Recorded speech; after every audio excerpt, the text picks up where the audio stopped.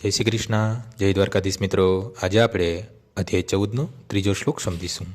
મમ યોની મહદ્બ્રહ્મ તસ્મિન ગર્ભ દધામ્યહમ સંભવ સર્વભૂતાનામ તતો ભવતી ભારત. હે ભરતપુત્ર, બ્રહ્મ નામનો સમગ્ર ભૌતિક પદાર્થ જન્મનો સ્ત્રોત કહેવાય છે અને હું આ બ્રહ્મનું જ ગર્ભધાન કરું છું, જેનાથી સર્વ જીવોનો જન્મ શક્ય બને છે. અહીં જગત વિશે સમજૂતી આપેલી છે. જે કોઈ ઘટના બને છે તે ક્ષેત્ર, શરીર, ક્ષેત્રજ્ઞ, ચેતન, આત્માના સંયોગથી થાય છે. ભૌતિક પ્રકૃતિ અને જીવોનો આ સંયોગ સ્વયં ભગવાન દ્વારા શક્ય બને છે.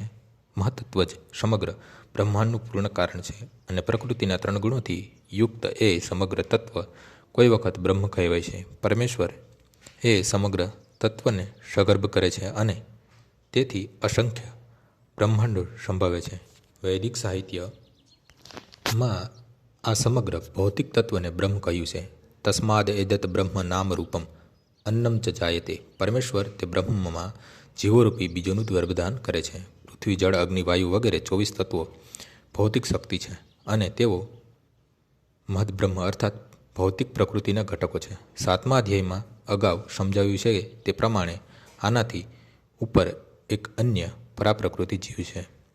પૂર્ણ પુરુષોત્તમ પરમેશ્વરની ઈચ્છાથી આ પરાપ્રકૃતિ ભૌતિક અપરાપ્રકૃતિમાં ભેળવી દેવામાં આવે છે અને ત્યાર પછી ભૌતિક પ્રકૃતિમાં બધા જીવોની ઉત્પત્તિ થાય છે.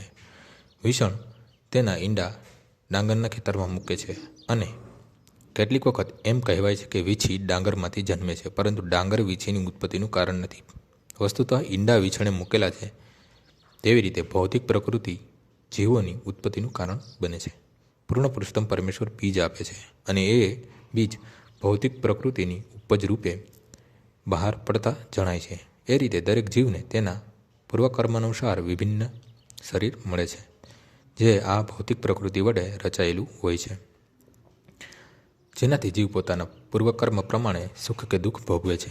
ભગવાન આ જ ભૌતિક જગતમાં જીવોની સર્વ અભિવ્યક્તિઓના કારણ છે. આજનો શ્લોક અહીં પૂર્ણ થાય છે. આવતીકાલે ફરીથી સવારે 6 વાગ્યે મળીશું. જય શ્રી કૃષ્ણ. श्री राम श्री